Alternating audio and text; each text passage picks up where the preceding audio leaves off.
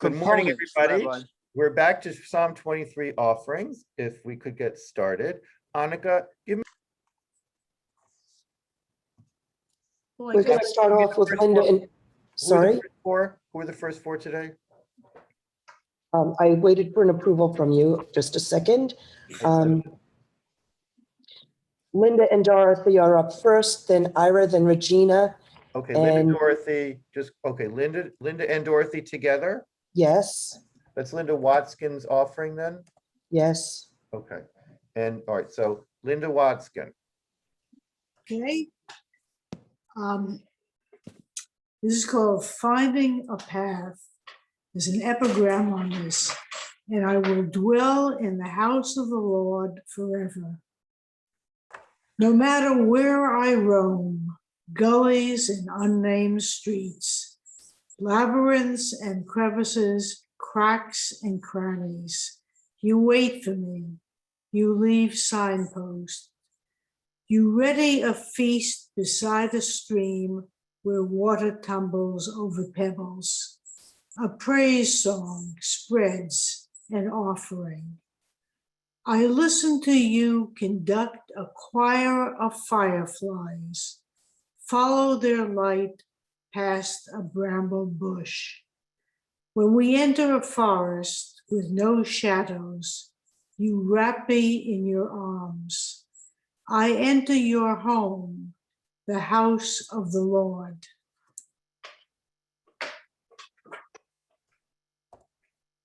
And that is it. Wow, Dorothy, wow. Is this Dorothy or Linda? No, this, it's Linda, and I'll be doing my own after Linda. Okay, Linda, fabulous. Talk to us. Tell us about your journey from reading the Psalm 23 to writing this one.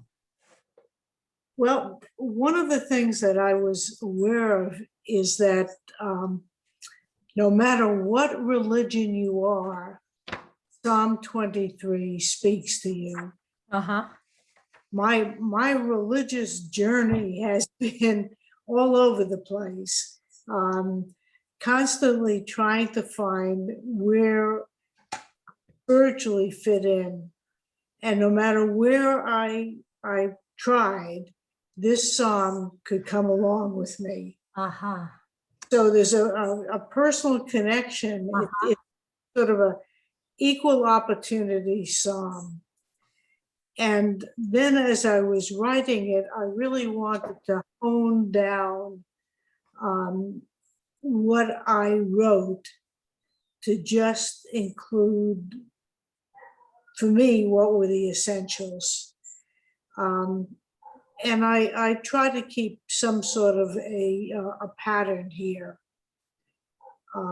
in terms of number of lines and sounds. So I was very aware of the writing of a poem.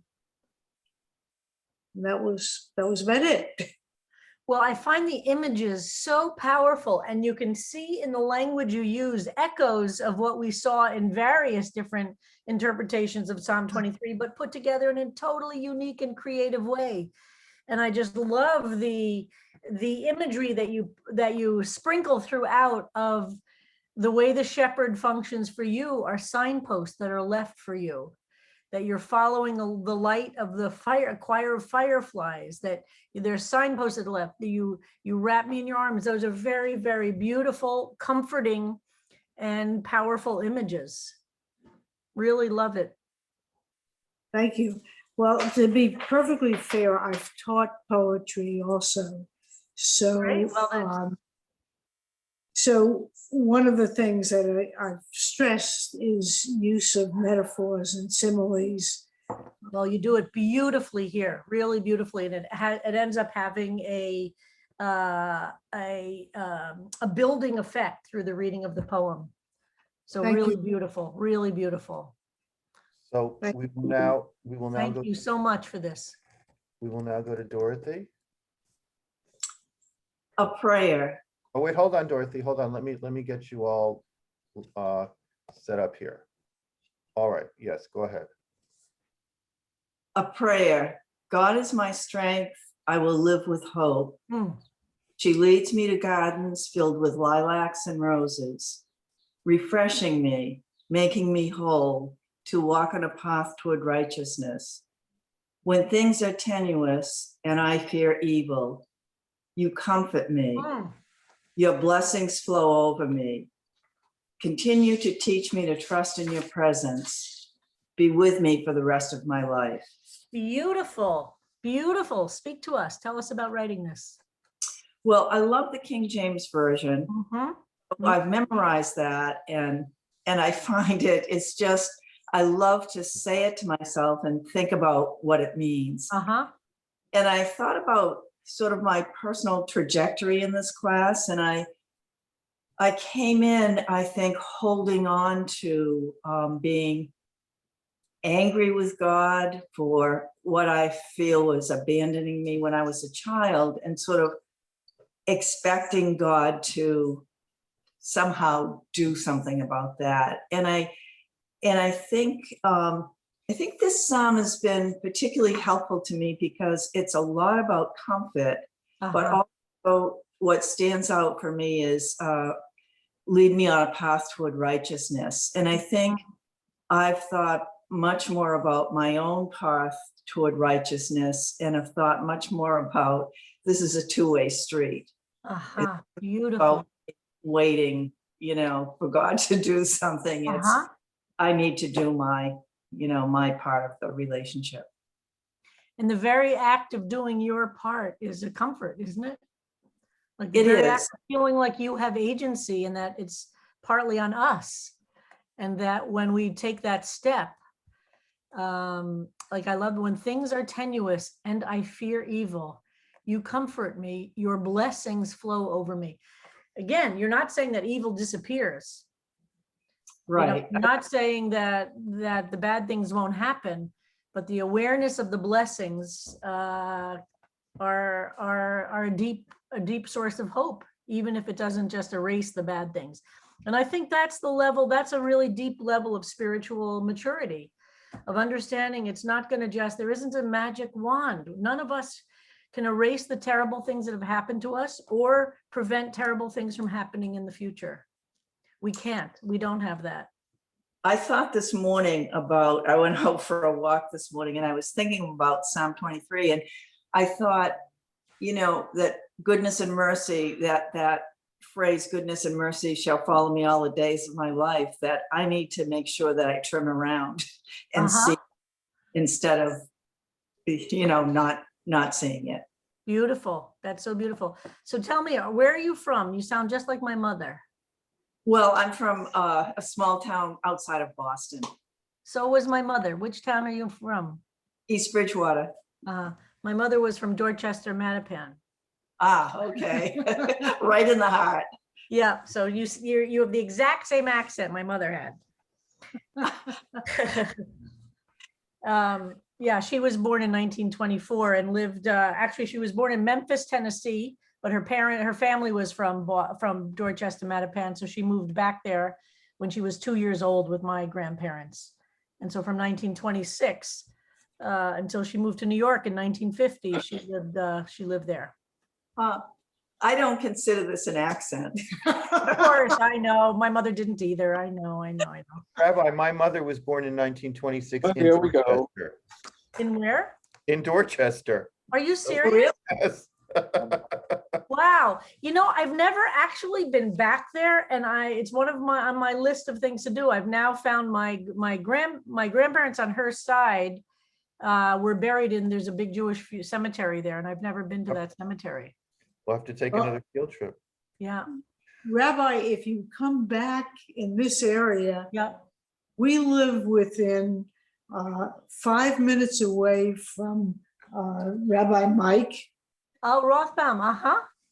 Beautiful. And we also have attended a service over at Rabbi Darby's. At Kerem, what's that one called? Kerem Shalom or something? Kerem. Shalom, yes. Yeah. I did his installation there. I was there for the weekend when he was installed as a rabbi. Okay. Yeah, beautiful. Well, my mother went to Mishkan Tefillah synagogue, which has now been absorbed in Newton. It's in now Newton, Massachusetts, absorbed, which was where Leonard Bernstein went, by the way, connecting back to Ira's beautiful Psalm 23, Chichester Psalm. There was a great cantor in that synagogue who Leonard Bernstein referenced. I guess that was Dorchester or Mattapan. I'm not sure which town Mishkan Tefillah was in, but my mother was in the same synagogue. Anyway. Oh, so, wow, Jewish geography. So thank you both so much. Turning now to Ira. Thank you, Harold. Before I start to read, I would just request that we take 10 seconds so everybody can look at the photo of the woman, our friend, for whom I wrote the psalm. Beautiful. Thank you, Ira.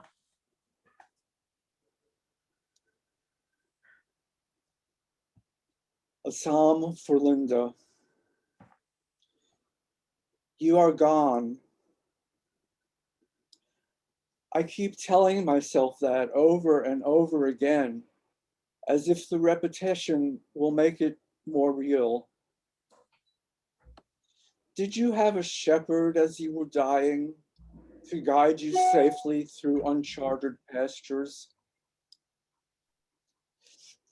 Was it even possible that you who had so many fears felt no terror as the angel of death tapped you with her spiky staff and led you into the valley of dark shadows? So many memories overwhelm me. Our visits to your home in the mountains with your exotic elixirs, tinctures, and balms, and shampoos of olive oil which anointed your head. Sitting on the deck, the wine flowing, our cups running over, sometimes talking, sometimes silent, listening to the songs of birds, feeling the gentle summer breezes. Feasting at your table, laid out before us in splendor, with linen and china and delicacies so caringly prepared that they tasted of love. And now, are you sitting in the house of the Lord or in the clouds in the sky? Surely you dwell in my heart, where the goodness and kindness I did not always freely give are yours for the rest of my days.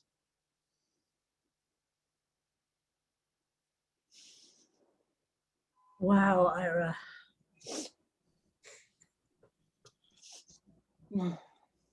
So powerful.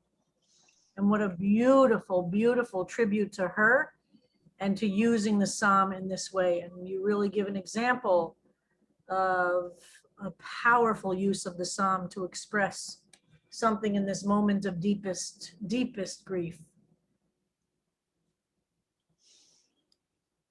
Yeah, thank you. So our friend Linda died just around the time that we started to study Psalm 23. And I knew I wanted to write a poem for her. I wasn't planning to make it my psalm necessarily, but as we went through the images in the psalm, so many things just connected for me as I was trying to take in the reality of her death, which came very fast. And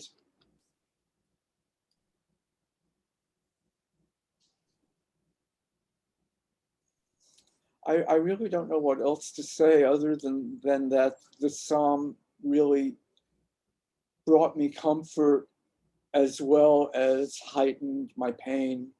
Uh-huh.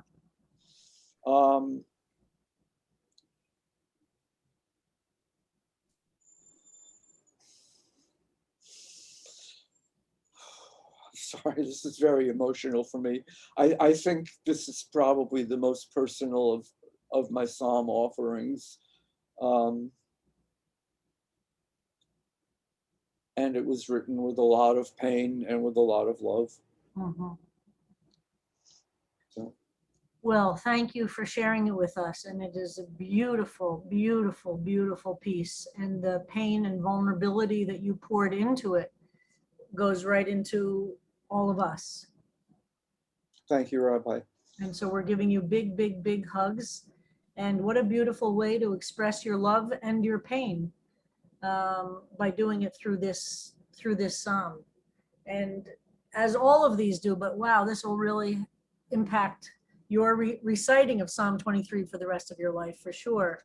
And you're giving that gift to the rest of us. So thank you, Ira. And may her memory continue to bless you. Thank you. Thank you, Rabbi. Yeah. Wow. And as always, I'll be sending all of these Psalms around so everybody can sit down on their own and read not only Ira's, but everybody else's on their own. Regina Linder. Whoops, hold on. I need a minute. I got a little ambitious here. All right. So let me get these back up.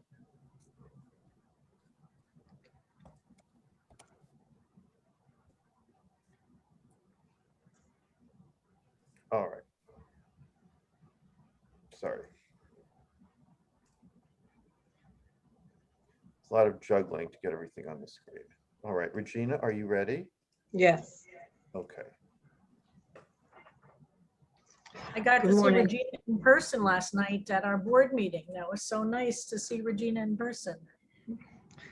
It was an exciting milestone last night.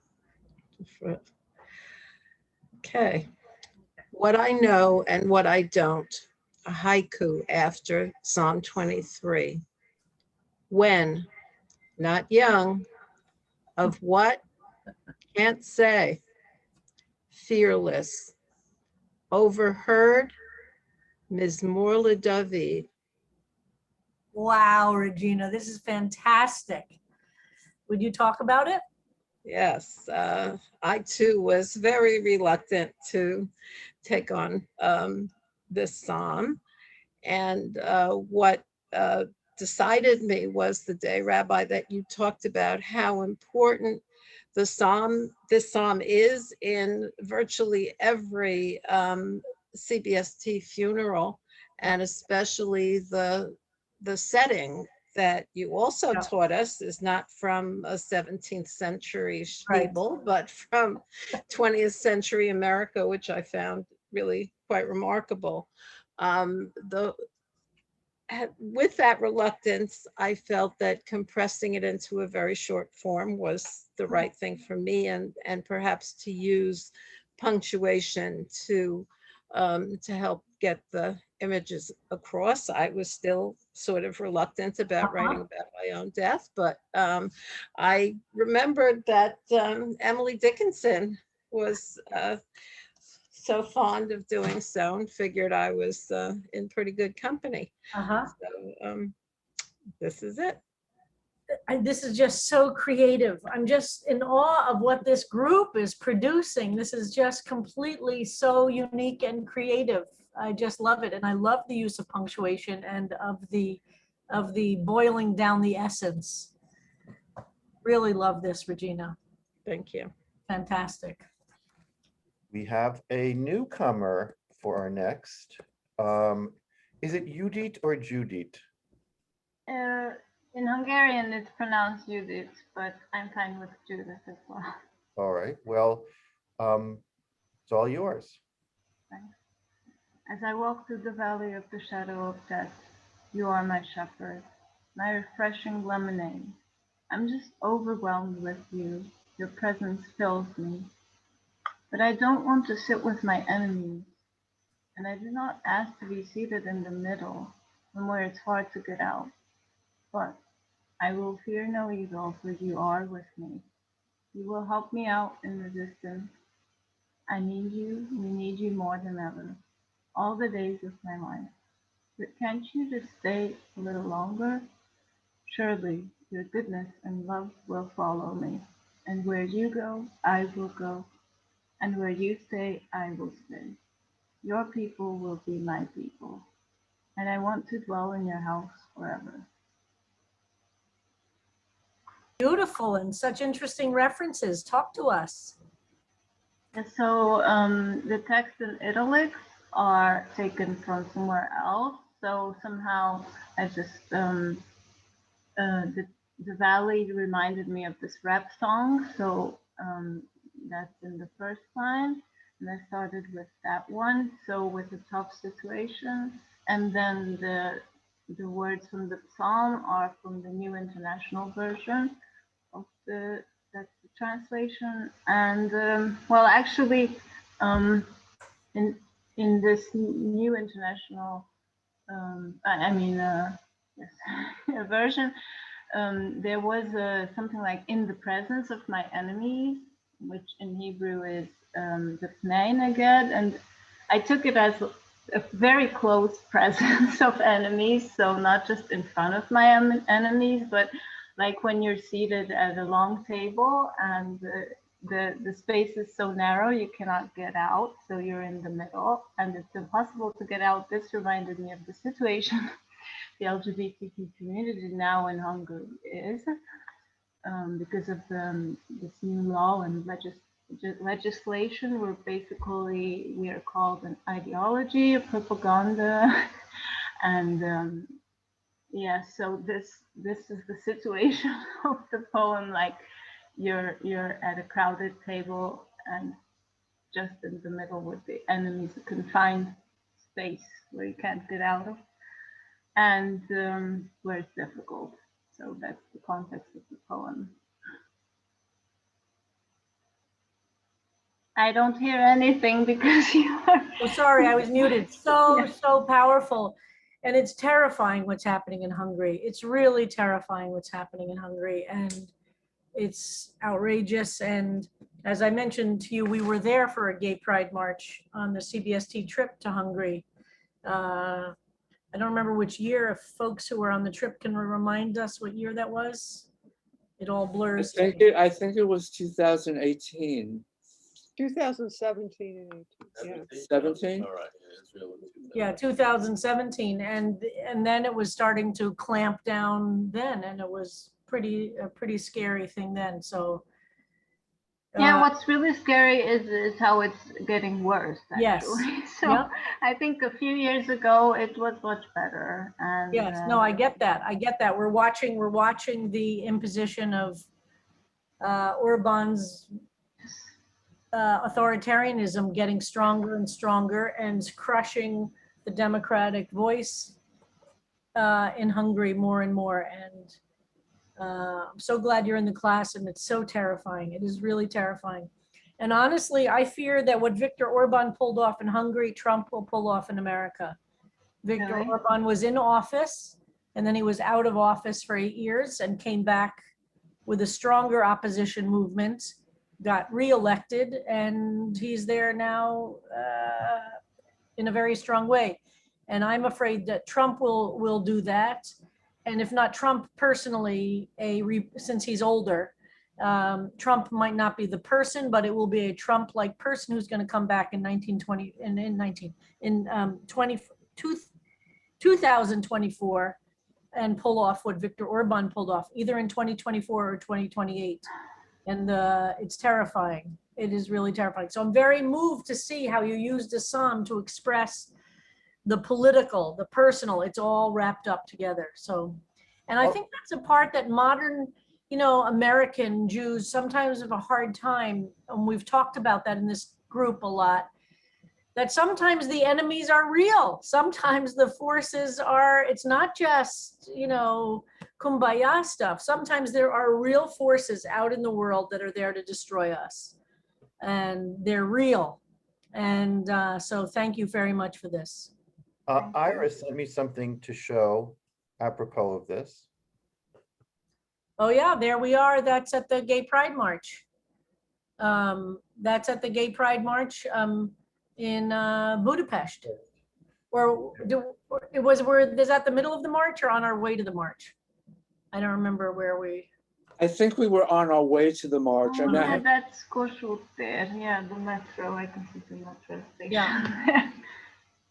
Wow. It might have been at the march, because the march, if you remember, are very close to it, because if you remember, there was no one on the streets. they didn't That- allow any they were spectators. It was totally scattered. basically a hermetically sealed. The Yes. streets were completely emptied so that there couldn't be, because the fascist, the Yes. Iron Cross people, whatever, is that their name still, Iron Cross? They're No, but the name doesn't matter. The Right, the ideology. version, the contemporary version of the Hungarian fascist No, party. it's actually right now it's our home. Uh-huh, yeah. So-called So our they home. were there really heckling, but they were kept at a distance, but it meant that the march was on to empty streets. And the route of the march was changed while we were there so that the fascists couldn't know the route in advance. Yes, I remember this march. I was there too, and but recently we got rid of these fences. At least that's something. But this year we have to prepare for. So they will be preparing too. So they will come and they will come at events too, which is kind of hard because at the events we don't have the police. Only if we call the police if something is already happening. So we have to protect ourselves and. We're standing like in front of the gate and experiencing these verbal attacks and just not letting people into the events. They're terrible.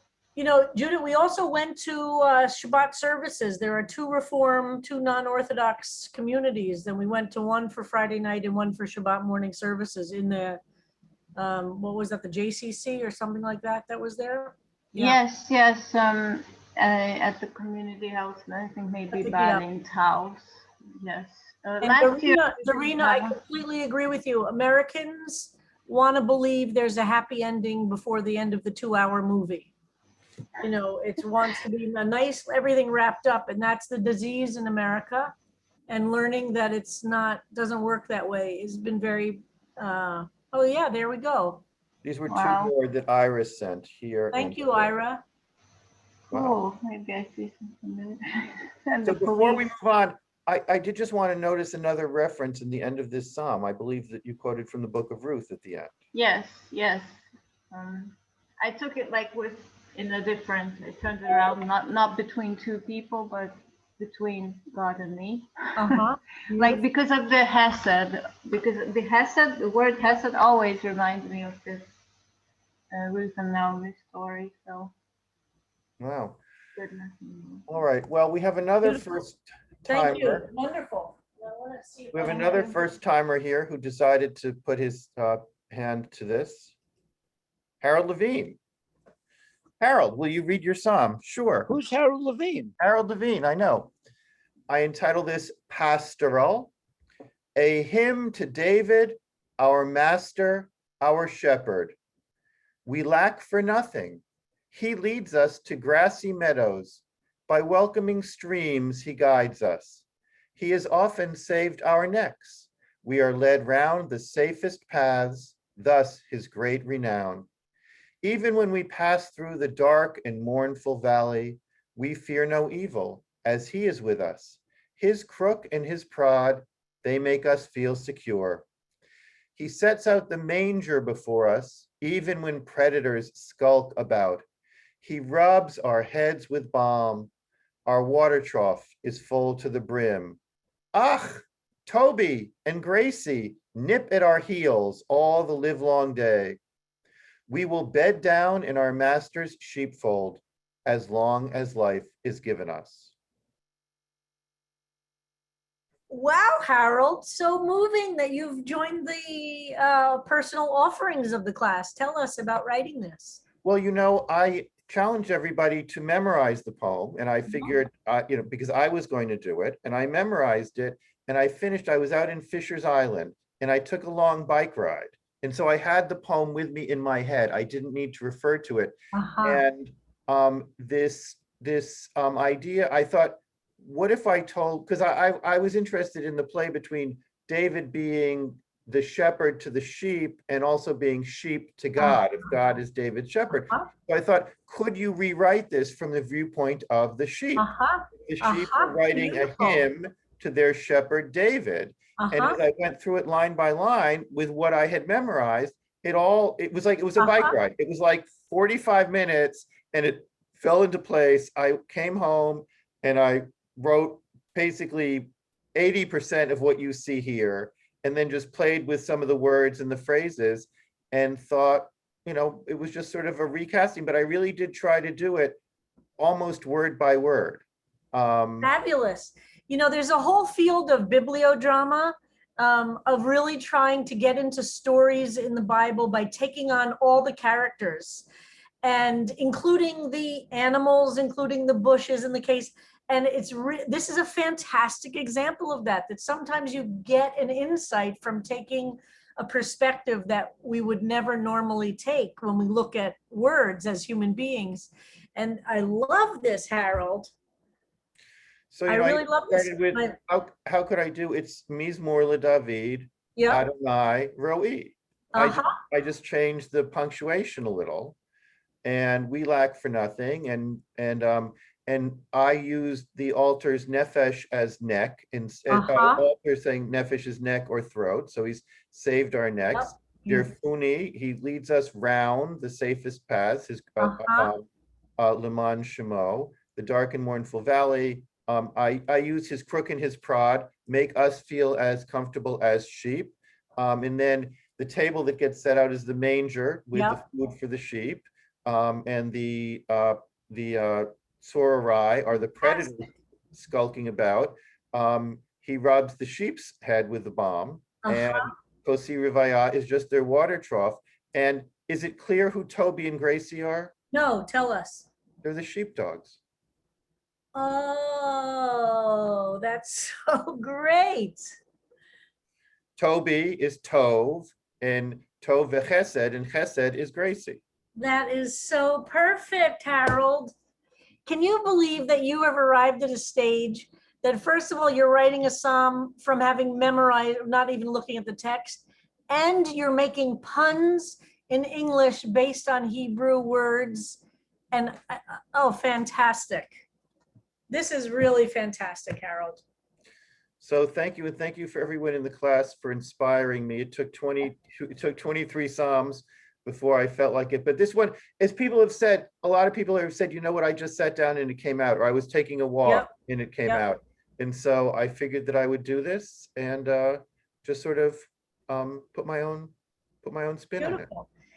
Thank you. It's interesting how many people also have said that it happens after a walk or a bike ride. Isn't it interesting that you kind of are out thinking and without actually sitting down with a book in front of you and saying, okay, now I'm gonna do it. Sometimes that's what creativity is like. Beautiful. I know that there are other people who are memorized it. I found the memorization really helped because I inhabited the psalm and I didn't have to keep on. And once you really own every word, it becomes much easier to do this. Yep, beautiful.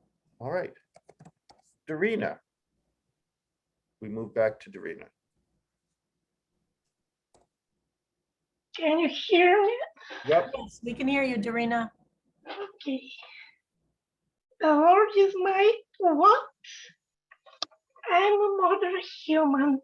I don't know how to pay attention, sheep. I'm a rebel. I don't know what I'm doing. My Lord, I don't know what I'm doing. I'm an independent spirit. I'm a fighter. I'm a warrior inside. How can I be a sheep, my Lord? Somebody's ancestors respected sheep much more than modern humans do. My village grandma barely knew how to read and write in our own language. Here I am, literate, educated, multilingual, remembering her sheep while reading psalms in foreign languages. Here I am, neither a Christian nor a Jew. I don't know why I'm studying psalms. Sometimes I wish I could be a normal atheist. At least that would be something definite. My Lord, I don't know what I am, and sometimes it feels like I don't know who I am. I just take comfort in those ancient words when I stop trying to be rational. Wow, Darina. I just take comfort in those ancient words when I stop being rational. So powerful. How many people feel this? Sometimes I wish I could be a normal atheist. That we've got to turn that into a bumper sticker or a t-shirt or something. That's just fantastic. Okay, speak to us, Darina. This is a poem that I wrote last year, actually, when we were still at some early stage. And I was still very much wondering what I was doing before I just accepted that it is what it is, whatever it is, a mystery. There is so much going on here at once.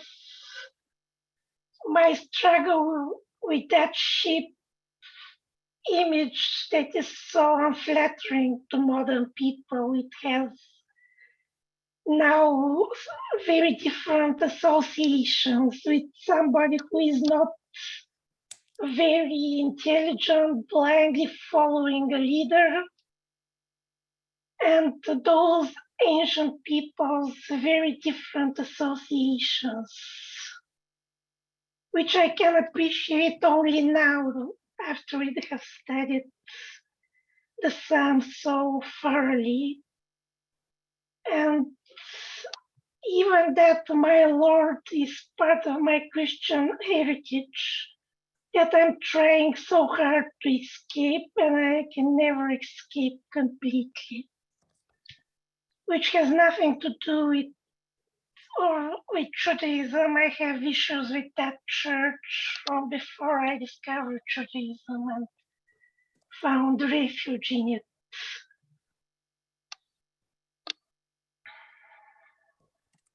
Well, your perspective is so deep and brings so much to all of us. And the articulation of that dilemma is the modern person's, it's the moment of being a modern person, right? That we think about things, and it's very hard to get inside of the comfort. And we have to allow ourselves a little bit of suspending some of our rational intellectualism to find a place of comfort and just say, this is what brings me comfort. These are the conditions in which I feel some comfort. I'll accept that without understanding it. And for those who are in the Yiddish class, this is the ultimate point that Peretz is making in the story, if not higher. The Litvak is so sure that by understanding what's happening, he'll be able to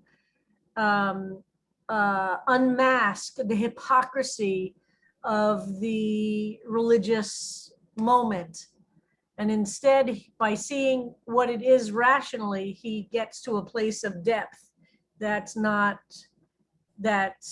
where he could say, if not higher. And that story is a great expression of this place where many of us are, and moving to a place of taking comfort in those ancient words and not worrying too much about it. Beautiful, really, really powerful. Thank you. Sherry, are you here? Are you reading Goldley's offering? Are you prepared? Yes, yes, and yes. Okay, so here we go. Imperfect tense perfect equals present love from Psalm 23. Shekhinah walks before, behind, above, below, and alongside me, and no thing and no one is beneath nor above me. Even when I had and have and will have nothing, I lack for no thing, and I shall want no thing that I lack. Lush, cool greeneries, sweet soil grounds my body and steadies my heart's beat in your ever now city, town, state. Clear streams of your thoughts' sounds, lull, calm my calamities. Justice is a sturdy, refreshing, and pretty solid path, which knows no other route, only one. You lead me to it, on it, walk me all ways home, a guiding, guarding, abiding presence wherever my doubts may roam. And even though your staff's same crook snatched my father's and mother's hug away from me far, far too soon, into the dirt of dearth's surrendered night, leaving me unlit and not at all right. But your breath exhales, your breath's exhale imbibes, revives, and folds me. Here, fear, loss, sorrow succumb to your light-hearted home. Once my ancestors' given birth name, they are all now replaced by your borrowed faith, a birthright bestowed for however many days your will wills. You invite feasts upon your perennial parental rachamim, even amongst those who thrive in making misery multiply, not communing within your embodied chesed. Yet again and again, you resuscitate innate joie de vivre and will not leave me, a lone seeker, for long. Tumbling tomb into womb, into birthling, you recreate within the walls of your cradled rachem. May I mimic your compassion. Your kindness's kiss seals me as your own. Your lips sing my once silenced song open, sprung from the well of your boundlessness. Your heart holds every birth thing whole, hurts and healings, all loved anew. Goddess knows, your goodness knows where to find me, and surely surety shall surround and indwell me all the days of this forever yours life. And even as an only orphan, I shall yearn to learn to live in thy holy house of mighty muscled hope all the days of thy love, which you offer up to me to ready, set, receive, wherever and for however your ever and ever may be. Thank you. Please. Amen. Wow. Well, first of all, thank you, Sherry, for that reading. And wow, the language here is spectacular. Definitely going to need a couple of reads. Goldali, are you here? Can you, with our last few minutes, say some things about writing this? Yes, good morning. Thank you. And thank you as always, Sherry. Well, like many, I was hesitant and actually wrote a few very spare chants. And then thanks to Harold's putting all the Psalms together, those 6 Psalms, I just responded to it and it became a lot wordier. So I just tried to do that.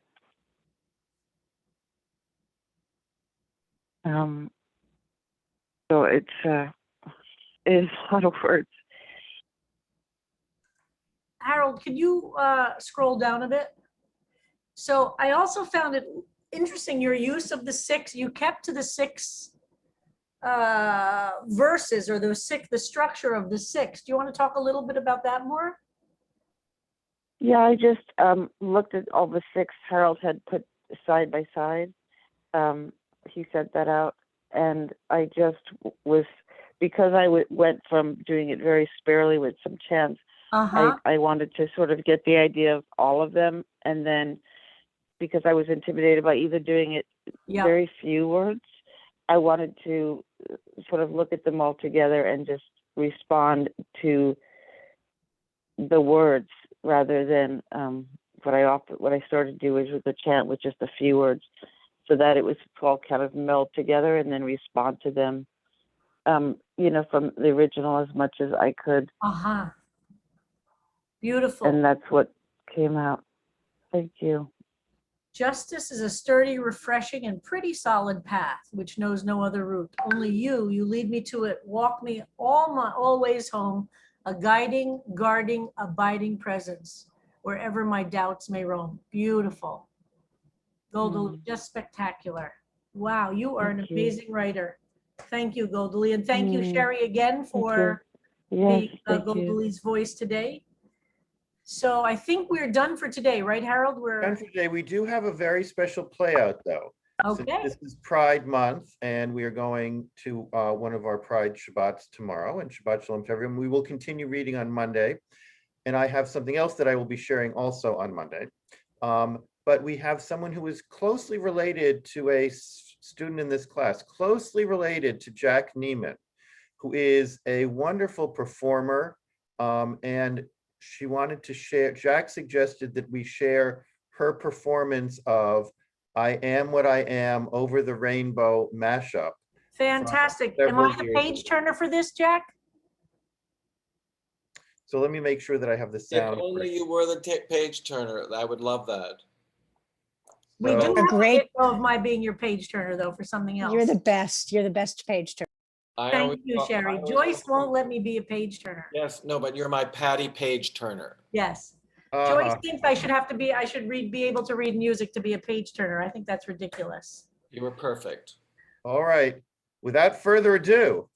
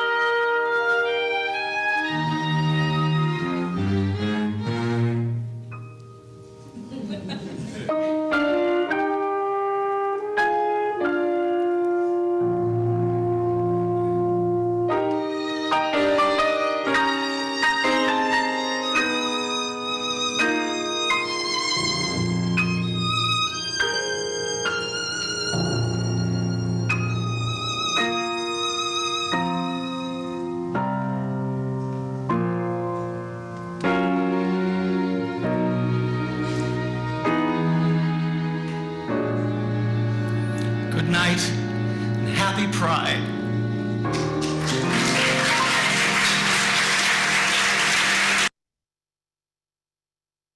So moving. Jack, you're a genius. You're a genius. Thank you for that. And I so miss being there with you and with everybody. What an amazing part of Pride that always was. And Simon Dratfield was on the flute, who was in the And background. Simon was on flute. Yes, thank you, Simon. And thank you for coming so many times. And thank you to your mother who came so many times. And all of She would not miss it. She would not miss it. She loved, loved, loved it. We have such wonderful pictures of her with you backstage. Jacqueline would have us backstage after the performances. My mother always felt like such a queen. All right, well, on that note, literally, Shabbat Shalom. Shabbat Shalom, everybody. Shabbat Thank you, everybody. See you tomorrow night. Some of you in person and some in the on the Zooming screen. in.